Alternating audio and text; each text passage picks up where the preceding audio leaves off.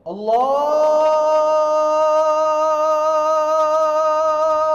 Akbar, Allah. Wala tansa nasibaka minad dunya, jangan lupa dunia.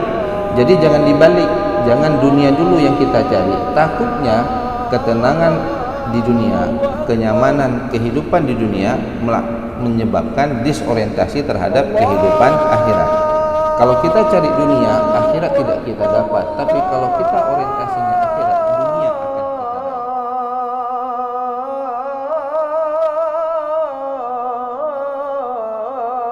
Assalamualaikum warahmatullahi wabarakatuh. Alhamdulillahilladzi ahyana ba'dama amatana wa ilaihi nusyur. Asyhadu an la ilaha illallah wahdahu la syarika lah.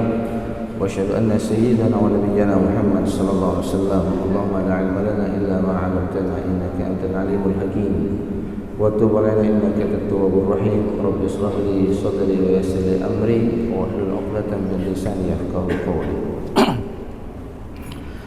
Alhamdulillah, segala puji bagi Allah Subhanahu wa taala.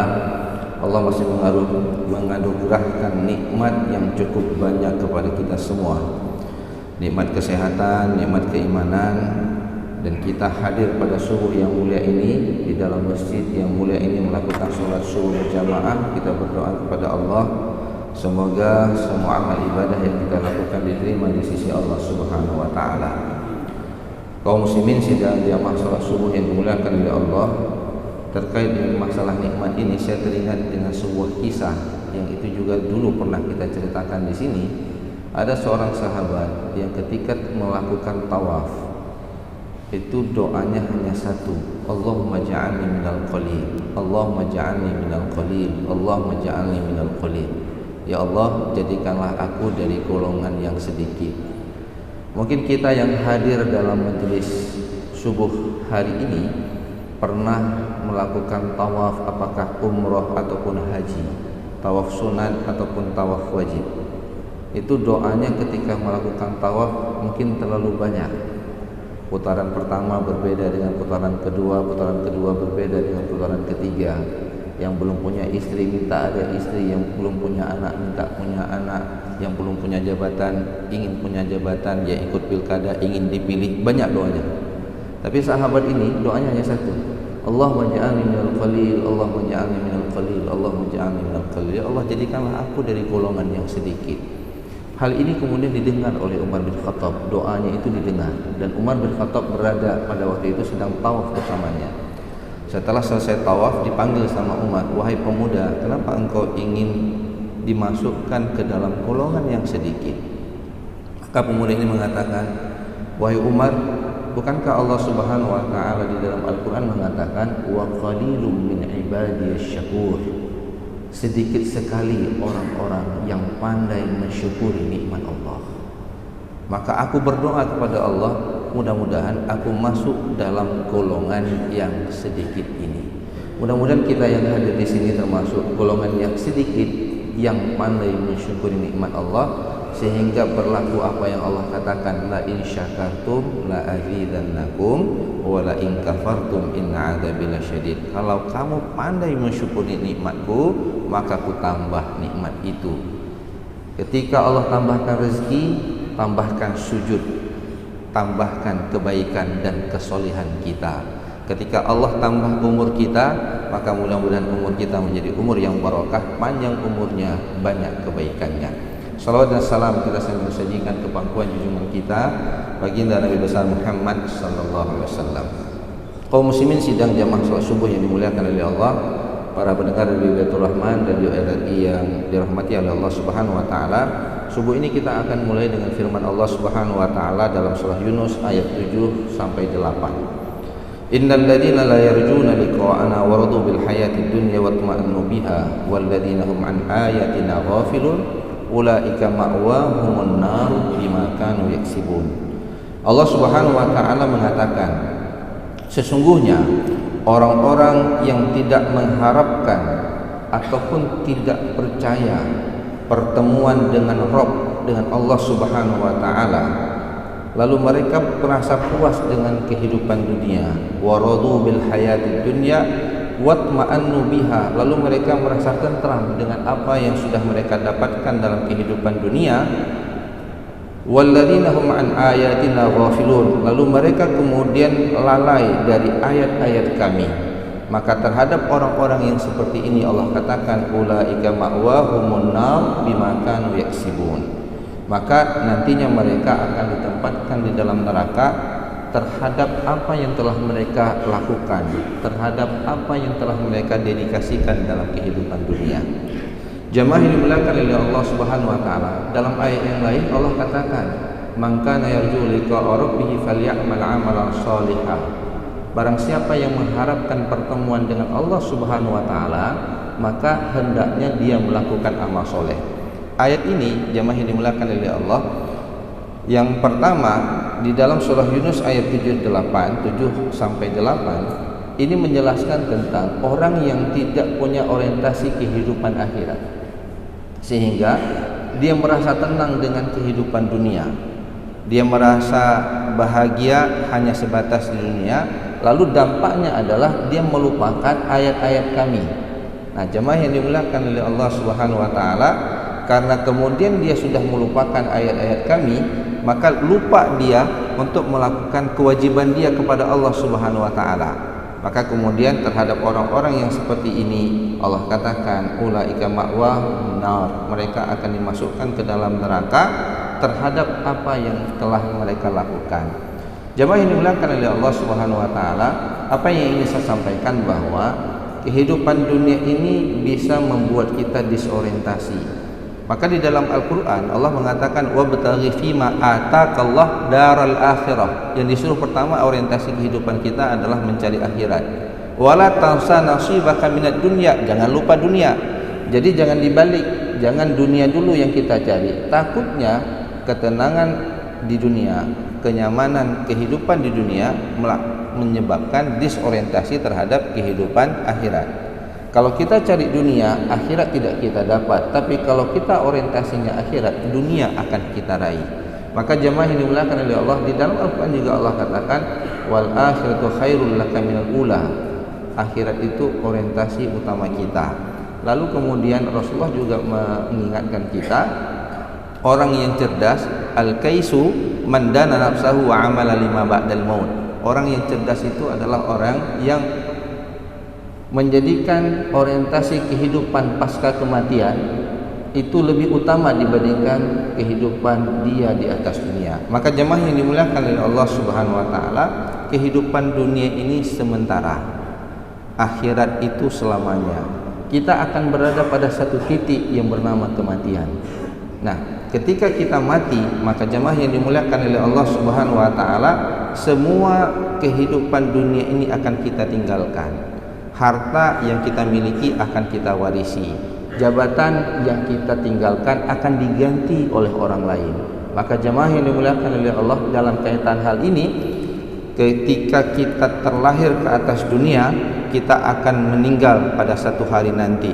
Dalam masalah kaitannya dengan harta, ketika kita lahir, ya orang tua kita membeli kain popok untuk kita, dan kita akan berhenti dengan kain kafan. Jadi berhenti dimulai dengan membeli kain popok, berhenti dengan membeli kain kafan.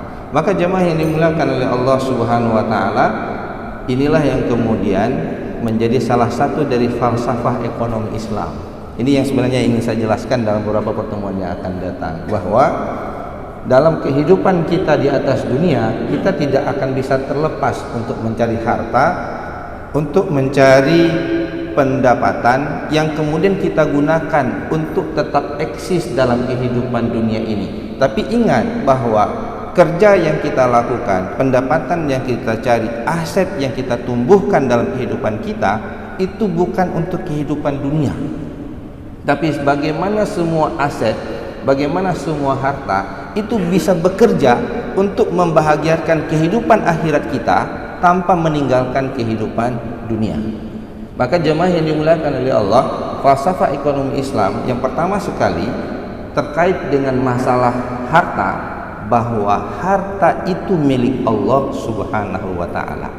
Bapak Ibu yang dimuliakan oleh Allah, ketika kita hadir ke atas dunia ini, kita tidak membawa apa-apa.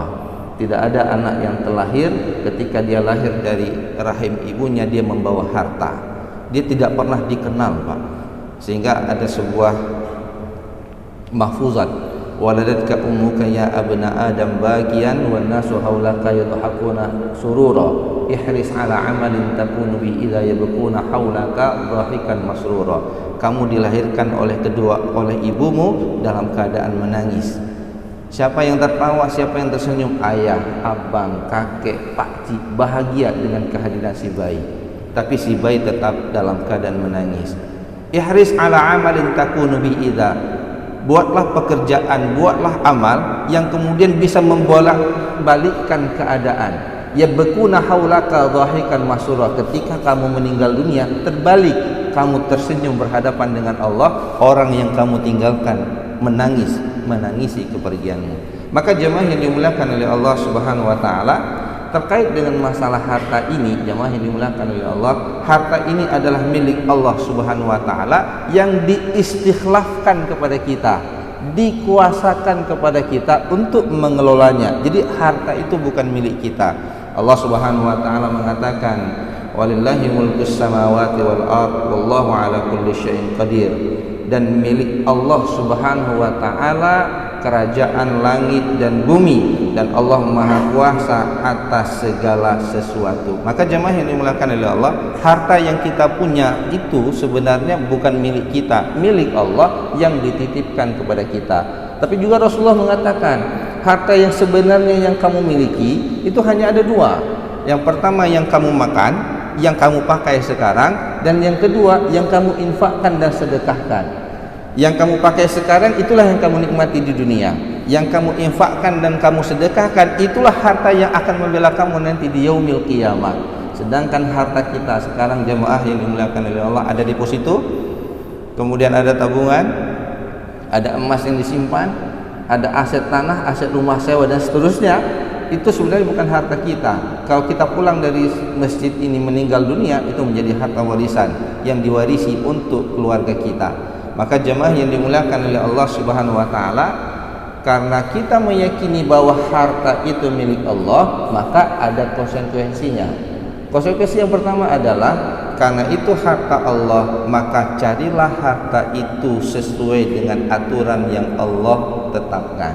Di dalam Al-Qur'an Allah Subhanahu wa taala mengatakan, ya ayyuhan nas kulu mimma fil ardi halalan thayyiban. Ada dua parameter yang harus kita gunakan untuk mengambil harta Allah, yaitu dengan cara pastikan harta kita halal lagi baik. Jemaah yang dimuliakan oleh Allah Subhanahu wa taala, halal itu ada dua. Halal dari sisi zatnya. Mudah-mudahan kita yang hadir di sini yang mendengar Radio Baitur Rahmah dan RRI itu sudah tidak lagi memperdagangkan zat yang diharamkan oleh Allah.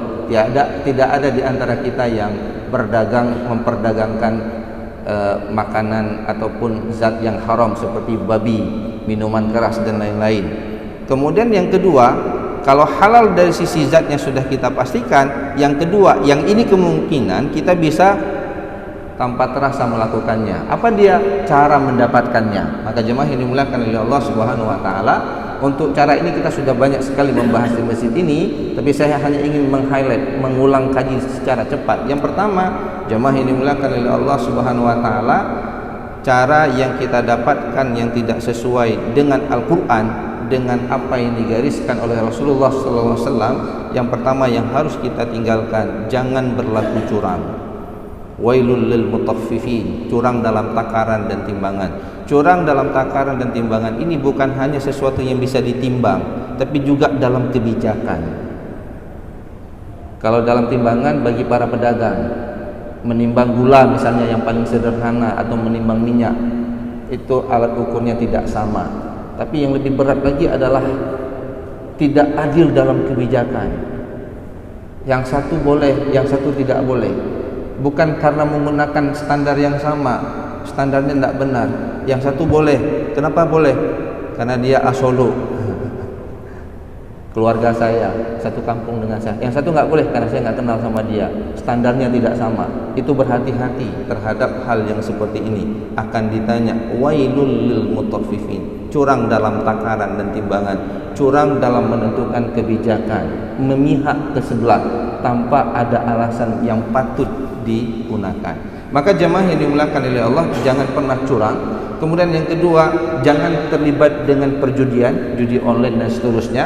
Dan yang ketiga, jemaah yang dimuliakan oleh Allah, jangan terlibat dengan riba, karena Allah Subhanahu wa taala melarang terkait dengan masalah riba ini. Jemaah yang dimuliakan oleh Allah, satu lagi, kalau tadi cara kita berdagang, satu lagi, berdagang itu terkait dengan masalah waktu. Haramnya itu karena waktu. Salah satunya yaitu berdagang di waktu Jumat. Ya ayyuhalladzina amanu idza qudiyatis sholatu min yaumil jum'ati fas'au ila dzikrillah wa dzarul bai'. Jemaah yang dimuliakan oleh Allah, betapa banyak kaum muslimin yang hari ini ketika sholat Jumat dia masih terlibat dalam aktivitas ekonomi. Padahal di situ Allah katakan apabila Jumat ditegakkan wa dzarul bai', perintahnya adalah tinggalkan jual beli. Saya sering mengkritisi jamaah kadang-kadang ketika khutbah, mohon izin dan mohon maaf, kenapa bapak-bapak terlambat untuk hadir di majelis Jumat? Apakah bapak tidak tahu hari Jumat ini? Jamaah yang dimuliakan oleh Allah, 7 hari kita bekerja Pak, 1 hari dalam seminggu itu ada hari Jumat, masih terlambat kita masbuk untuk hadir ke dalam majelis Jumat sebelum khatib naik mimbar. Ini yang saya katakan, dunia telah terlalu menggoda kita sehingga kemudian kita disorientasi. Ada warung kopi ketika Jumat ditutup pintunya, orangnya dikurung di dalam. Nauzubillahi min dzalik. Apa yang sebenarnya kita cari? Bahwa harta yang kita cari itu tidak akan pernah cukup, sehingga Rasulullah mengatakan apabila engkau diberikan satu bongkahan emas, satu gunung emas, maka engkau akan minta gunung yang kedua. Apabila diberikan yang kedua, engkau akan minta yang ketiga. Kapan engkau baru berhenti meminta gunung emas itu? Ketika mulutmu disumbat dengan tanah. Maka jemaah yang dimuliakan oleh Allah Subhanahu wa taala, jadikan orientasi akhirat kita lebih utama.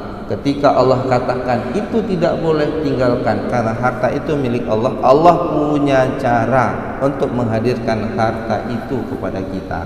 Yang terakhir jemaah yang dimuliakan oleh Allah, konsekuensinya ketika harta itu sudah kita punyai, ketika harta itu telah dititipkan oleh Allah Subhanahu wa taala kepada kita, maka dalam harta kita ada hak fakir dan miskin, maka kewajiban zakat pun harus ditunaikan. Maka jemaah yang dimuliakan oleh Allah, zakat itu adalah hak orang lain yang Allah titipkan di dalam harta kita. Keluarkan zakat ketika tiba waktunya. Itu kewajiban untuk membersihkan harta kita, karena dalam harta kita ada dititip oleh Allah milik orang lain. Kalau kemudian kita, dalam tanda kutip bahasa saya, membeli surganya Allah, maka perbanyak infak, sedekah dan wakaf. Kalau di dunia kita berani membuat rumah dengan harga 1 miliar, pertanyaannya, beranikah kita membeli surga Allah dengan harga 1 miliar? Terkadang di dunia ini kita berani untuk menjaga dan menikmati kehidupan dunia, kita beli fasilitas-fasilitas yang mahal supaya tenang, enak hidupnya, tenang ibadahnya. Lalu kemudian untuk akhirat apa yang sudah kita lakukan dengan harta kita? Maka jamaah yang dimuliakan oleh Allah, kalau zakat itu adalah kewajiban, infak, sedekah dan wakaf itulah kekuatan bagi kita untuk mendapatkan surganya Allah.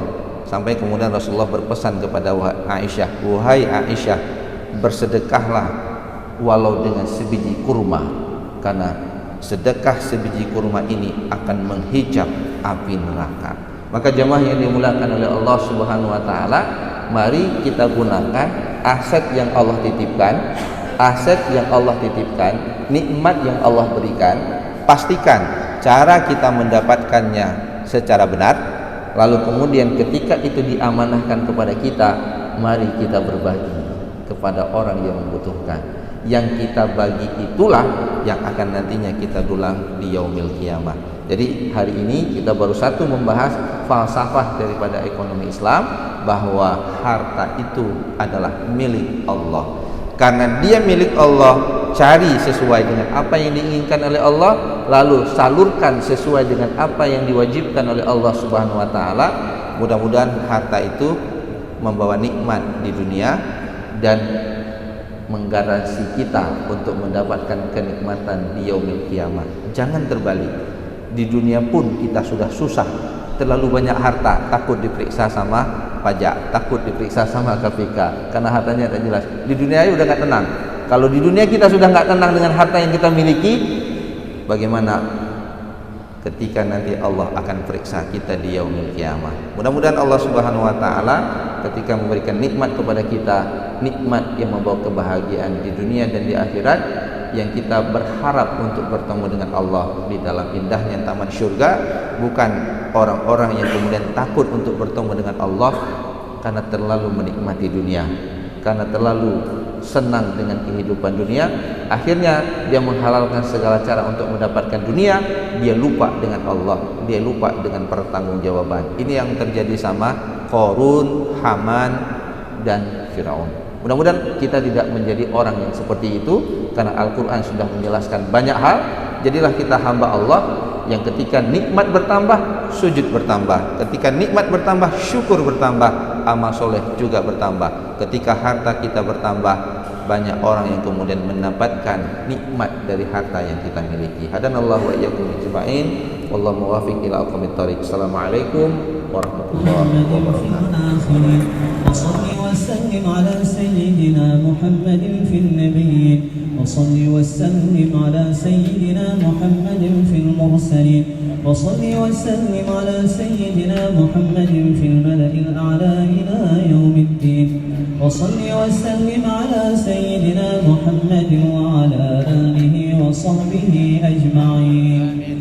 ولقد أشروا لنعت من أوصافه تحيي القلوب تهيج الأشجانا والله قد أثنى عليه فما يساوي القول منا أو يكون ثنانا لكن حبه في السرائر قد دعا لمديح صفوة ربنا وحدانا وإذ امتزجنا بالمودة ها هنا نرفع أيدي فخرنا ورجانا للواحد الأحد العلي إلهنا متوسلين بمن إليه دعانا مختاره وحبيبه وصفيه سيد الوجود به الإله حبانا يا ربنا يا ربنا يا ربنا بالمصطفى اقبلنا أجب دعوانا أنت لنا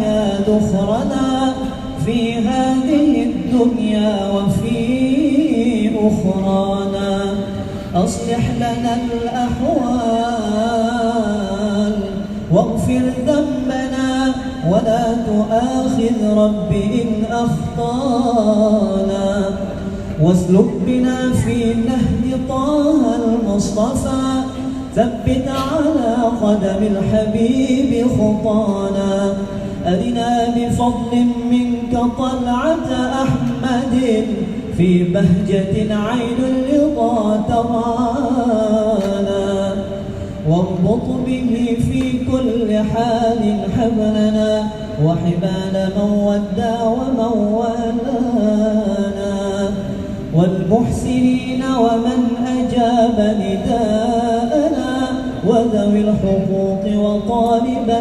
أوصانا والحاضرين وساعيا في جمعنا ها نحن بين يديك أنت ترانا ولقد رجوناك فحقق سؤلنا واسمع بفضلك يا سميع دعانا وانصر بنا سنة طه في بقاع الأرض وقمع كل من عادانا وانظر إلينا واسقنا كأس الهنا واشف وعاف عاجلا مرضانا واقضي لنا الحاجات وأحسن ختمنا عند الممات وأصلح عقبانا.